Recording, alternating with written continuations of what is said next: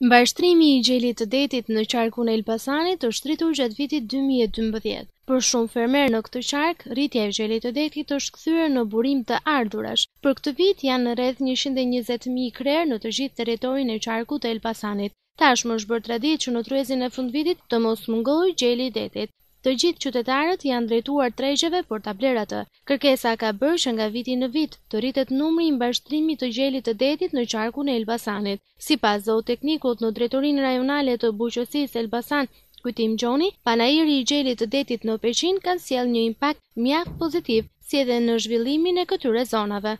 Sipas Gjonit është bërë kërkesë Ministrisë së Bujqësisë që të subvencionohen fermerët që mbashtrojnë gjela deti autokton. E vërteta është që gjelet e detit nga viti në vit kanë ardhur në rritje.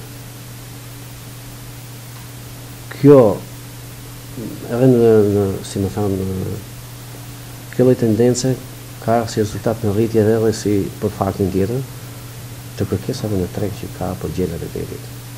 Kryesisht për gjelat e Peqinit dhe të Elbasanit. Për specifikat e kësaj race që kultivohen në të zonë.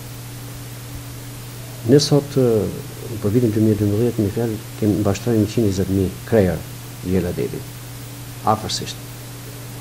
Kryesisht këto janë përqendruar në dy rrethe. Në rrethën e Peqinit dhe rreth të Elbasanit. Fakti që ne bëjmë një panajir gjeli detit të përditshëm tradicional në Peqin ka pas një impakt shumë pozitiv. Si në rritjen e numerikut po ashtu edhe të prodhimeve të mishit nga gjeli I detit.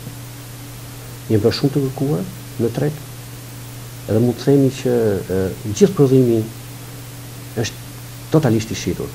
Në tregje janë futur specia të huaja të gjelit të detit, të cilët nuk kanë cilësinë e gjelit autokton dhe shpeshherë abuzohet në emër të tij.